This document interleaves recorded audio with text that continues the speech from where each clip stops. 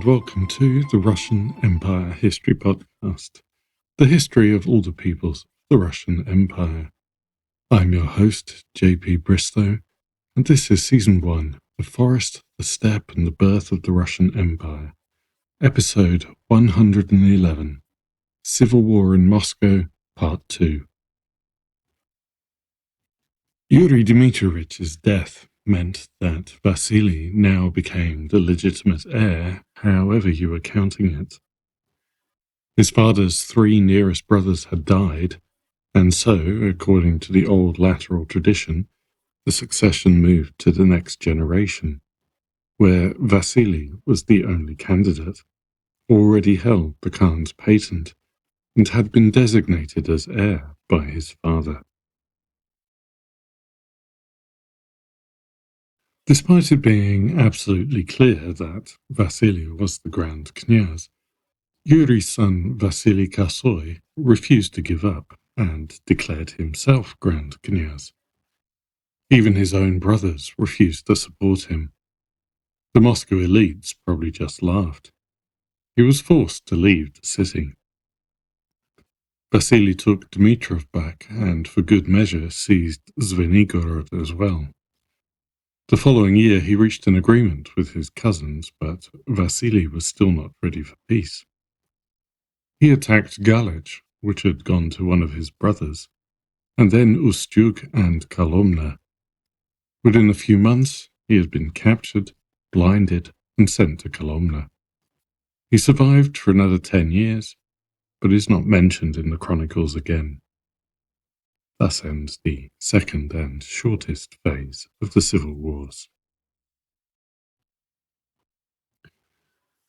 Ulu Muhammad was deposed as Khan and spent several years ranging along the steppe frontier and raiding.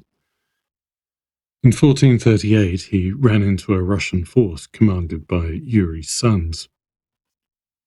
I know Russian names can sometimes be confusing, but we have a case here where probably even the members of their own family got confused, because Yuri had 2 sons called Dmitry Shemyaka and Dmitry Krasny. They were the commanders here. The battle was one of those occasions where one side thought they had won and started looting too early, and then got caught by the other side. In this case, the Tatars were the losers. Defeated, Ulu Muhammad sent the Dmitris, his brother-in-law, to negotiate an interesting proposal. He said that he would send his son, Mamutek, and other relatives to Moscow as hostages, protect the Rus against other Tatars, give up his claim to tribute, and be at the will of the Grand Knyaz. That is, he was offering to become a Moscow client. The degree of detail in the chronicle is enough to make the report credible, though the chronicler does not comment on the proposal.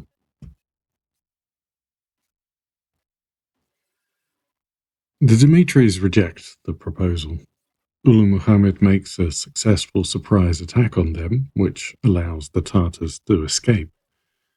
The chronicle criticizes the Knyazes for rejecting the offer and causing the Rus defeat. There will be more significant consequences than just this minor battle.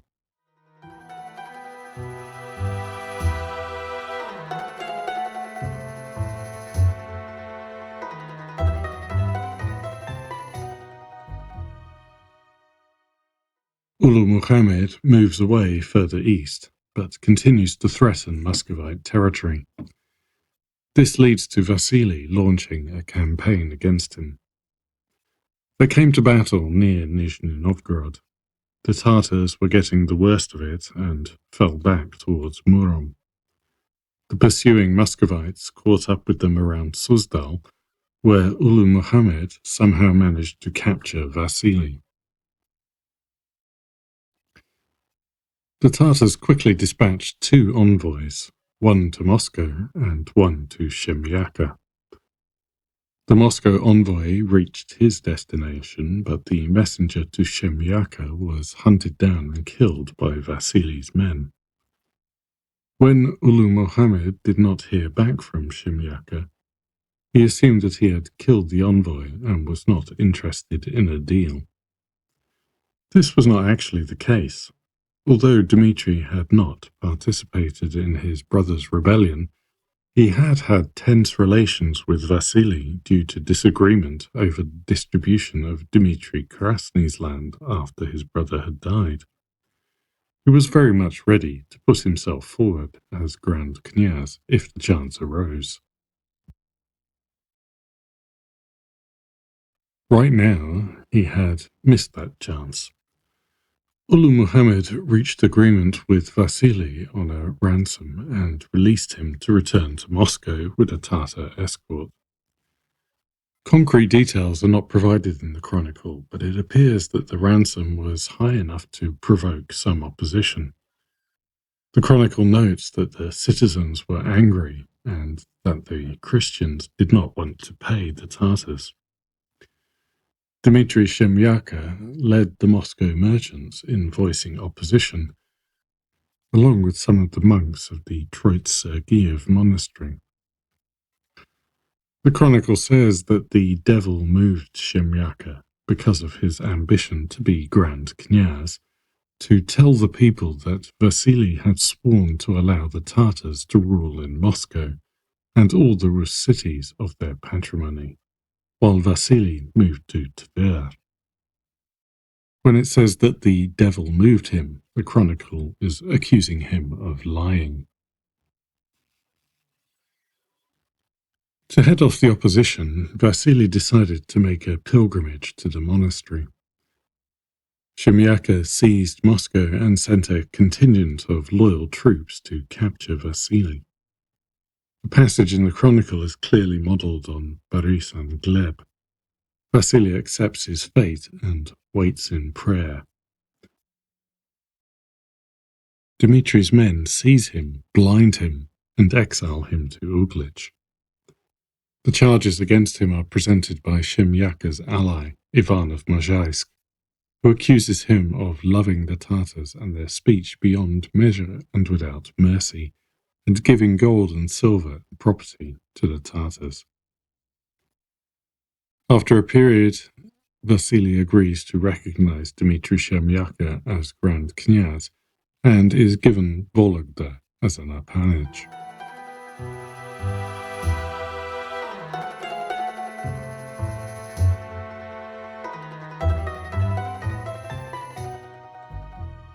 That's two contenders blinded in the course of these wars.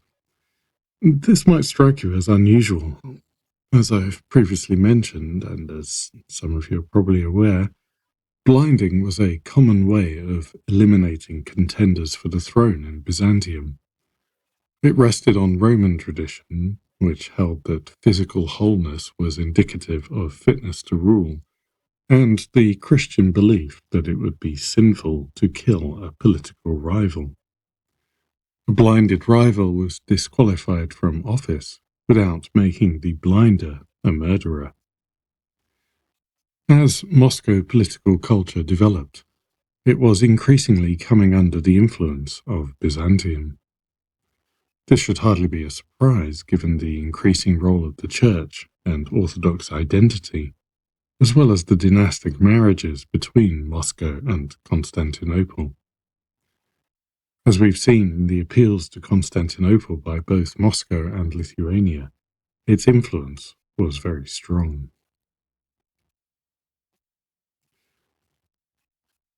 Although we do not have explicit contemporary evidence, many scholars argue that as the Grand Knyazes realized they needed centralization and unitary power to build their state, Byzantium provided them with a culturally intelligible model that they could follow. This civil war is a battle between old and new. For 500 years, the Knyazes have been kings in their own domains. The long and slow struggle of the Grand Knyaz to bring them under his control is now building to a critical point. The stakes are higher than before. The question is not how territory will be redistributed, but who will have control. As Moscow tries to move from rule by a collective dynasty to a single legitimate line, the need for a new way to remove rivals arose. We see both sides resorting to it. First, Vasily blinds Kasoy, then Shemyaka blinds Vasily. However, influence does not mean copying. As we shall see, what disqualifies a Roman turns out not to disqualify a knyaz.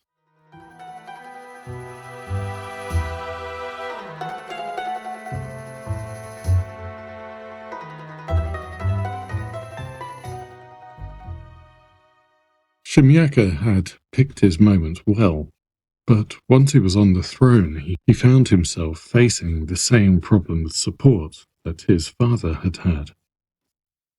You'll recall from the previous episode that Yuri had been able to defeat Vasily militarily. While Vasily I had been weak, had lost influence over the other knyazes, and been dominated by Lithuania, passing a weakened Moscow onto his son, Yuri had spent time and money building sufficient forces to mount a real challenge. Vasily II, like the other Grand Knyazes since Kievan times, had come to the throne dependent on his family members supplying troops from their appanages, the other Knyazes agreeing to support him, and the Khans backing. As the conflict between Yuri and Vasily had been seen as a family affair, the Knyazes had remained neutral. Because Shemyaka's claim was clearly much weaker than Yuri's, this time around some of the Knyazes picked a side.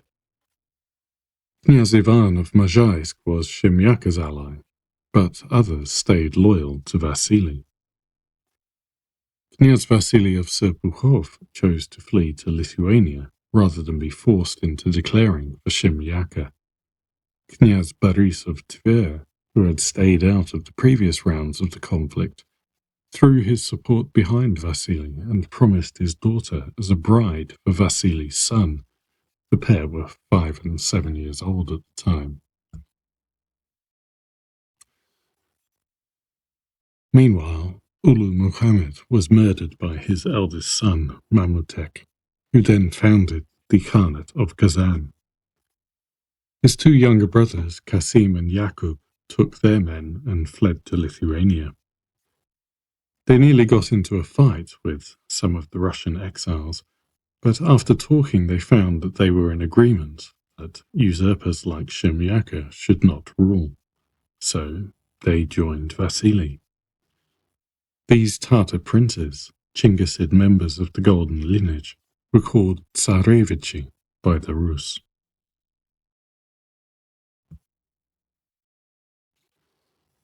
So, the majority of the neutrals, the dynastic family, the knyazes, the Tatar princes with their own hordes, if not the current claimant to be Khan, had come out for Vasily.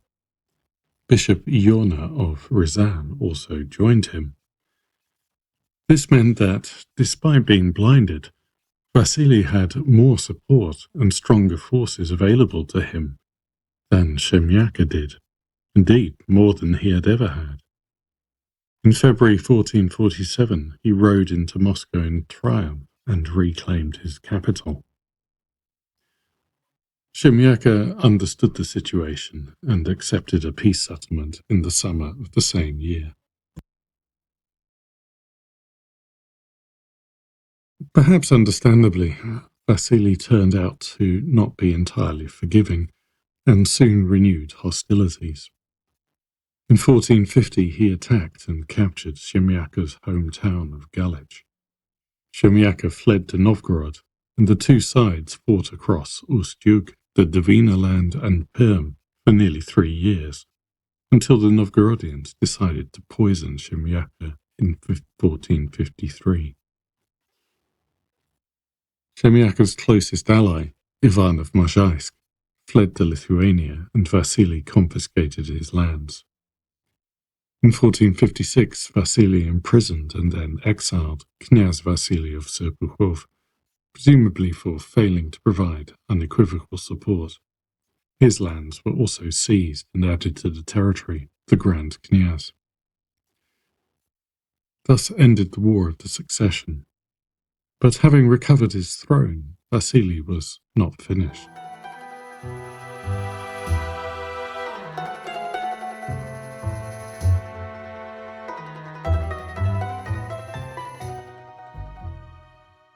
From the wider family, only one cousin, Knyaz Mikhail of Verea, still had his own appanage.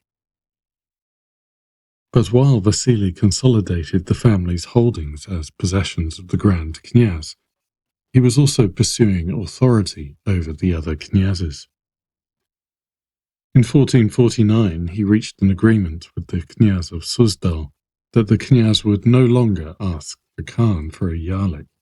Instead, the Grand Knyaz would approve any new Knyaz.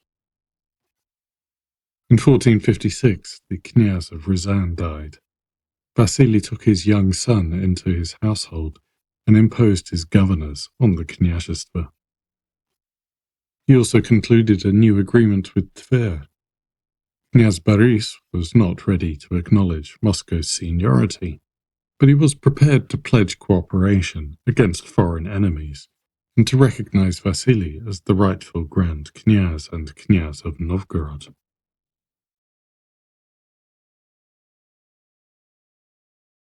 Novgorod was, as ever, the biggest problem of all. During the Lithuanian succession, which we'll be covering soon, it had entered a treaty with Svidrigaila and accepted a Lithuanian knyaz.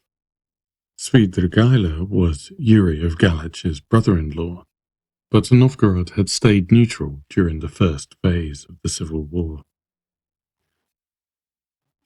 During the conflict with Vasily Kasoy, Vasily II had promised Novgorod that he would resolve its border disputes if the city supported him, but then he had failed to follow through. In 1441, he had sent an army to force the city to pay tribute.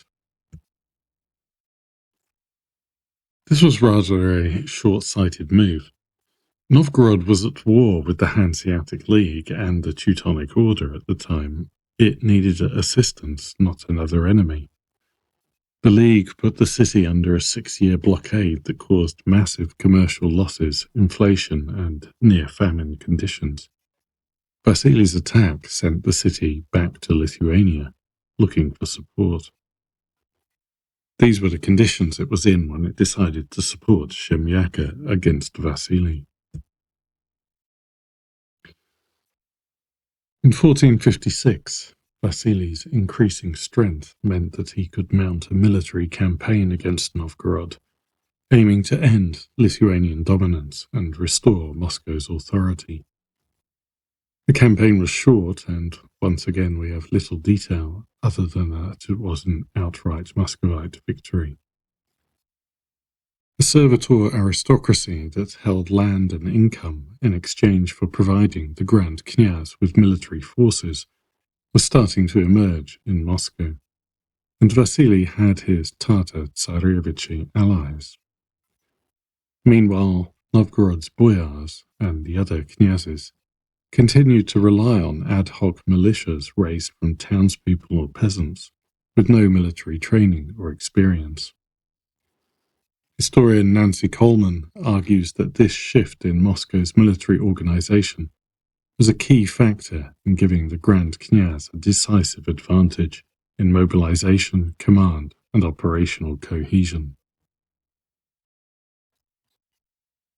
Novgorod found itself with no real chance of resistance, and Lithuania made it clear that it did not intend to intervene.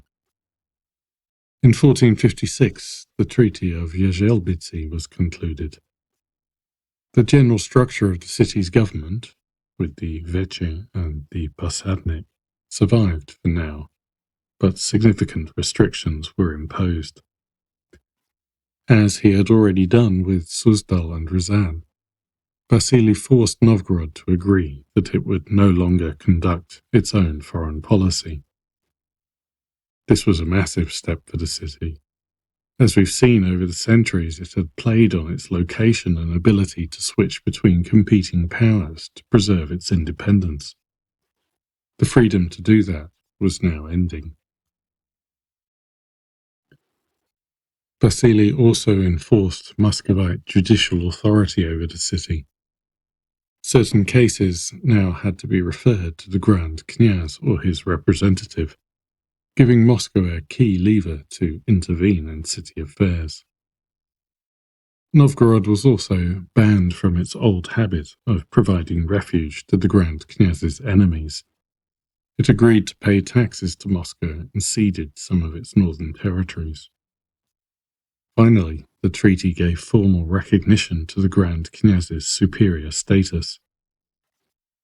What this actually meant in practice is still subject to debate. For now, Novgorod remained autonomous, but the campaign and treaty marked a clear transition in Moscow's ability to back its ambitions up with force. When the final annexation of Novgorod comes under Vasily's son Ivan, the pretext will be violation of this treaty.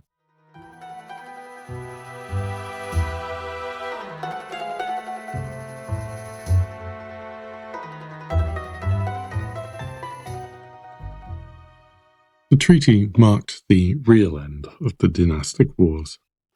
The succession had been resolved, lateral inheritance was done. The Grand Knyaz had undisputed authority over the whole of the Knyazhestvo of Moscow. The wider family had died, fled into exile, or accepted subordination. Only one appanage, that of Mikhail of Verena, remained.